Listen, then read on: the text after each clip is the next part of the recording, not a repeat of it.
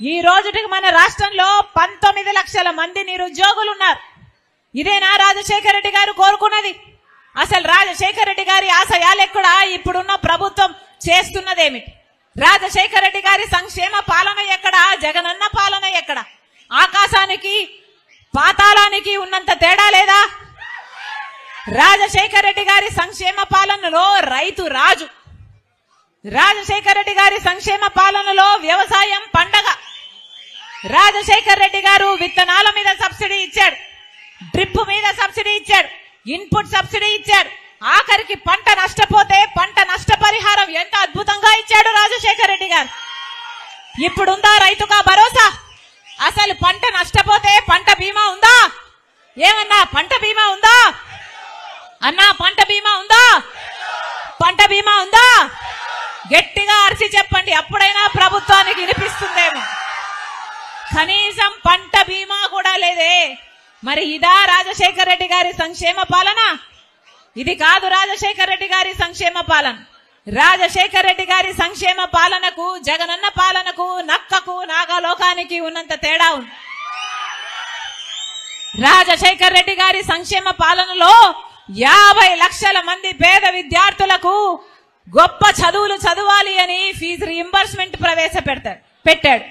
రాజశేఖర రెడ్డి గారు ఆ రోజు చెప్పిన మాట, మీరు ఏది కావాలంటే అది చదువుకోండి, మీరు డాక్టర్ అవుతారా, మీరు ఇంజనీర్ అవుతారా, మీరు ఎంబీఏ చేస్తారా, మీరు ఎంసీఏ చేస్తారా, మీరు ఏది కావాలంటే అది చదువుకోండి, ప్రభుత్వమే ఉచితంగా చదివిస్తుంది అన్నాడు రాజశేఖర రెడ్డి గారు.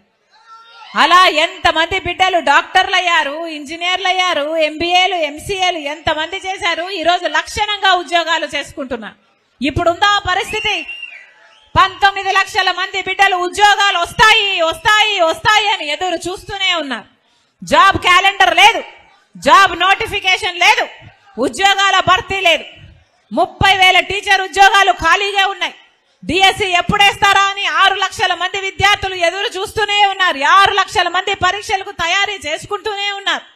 కానీ ఒక్కసారి కూడా వేసిన పాపాన పోలేదు. ఇప్పుడు ఎలక్షన్లు వస్తే ఇప్పుడు వేస్తారట డిఎస్సి. ఇక మీరు ఇప్పుడు డిఎస్సి వేస్తే నోటిఫికేషన్ ఎప్పుడు వస్తుంది? వాళ్ళకు పరీక్షలు ఎప్పుడు వస్తాయి? వాళ్ళకు ఉద్యోగాలు ఎప్పుడు వస్తాయి? ఒక్కటంటే ఒక్క గ్రూప్ 1 ఉద్యోగం రాలేదు ఆంధ్ర రాష్ట్ర ప్రజలకు. అంటే మన ఆంధ్ర రాష్ట్ర బిడ్డలు ఒక్క గ్రూప్ 1 ఉద్యోగం చేయడానికి కూడా అర్హులు కారా? ఏమి చెప్పాలనుకుంటున్నారు? ఇంతమంది బిడ్డల జీవితాలతో ఆడుకుంటున్నారే, ఇది న్యాయమేనా? ఒక్క రకంగా అంటే ఒక్క రకంగా అయినా మన రాష్ట్రం బాగుపడిందా? ఇక్కడే ఉంది హంద్రీనివా ప్రాజెక్ట్. రాజశేఖర రెడ్డి గారు హంద్రీనివా ప్రాజెక్టును చేపట్టారు. ఆ రోజుల్లోనే రాజశేఖర రెడ్డి గారు 4,500 కోట్ల రూపాయలు ఖర్చు పెట్టారు.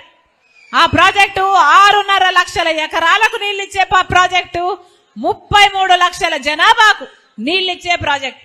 అటు సాగునీరు ప్రాజెక్టు, ఇటు తాగునీరు ప్రాజెక్టు. కానీ ఈ రోజుటికి రాజశేఖర రెడ్డి గారు 90% పనులు పూర్తి చేసి వెళ్లిపోతే 10% పనులు పూర్తి చేయడం కూడా చేత కాలేదు అటు చంద్రబాబు గారికైనా ఇటు జగనన్న గారికైనా.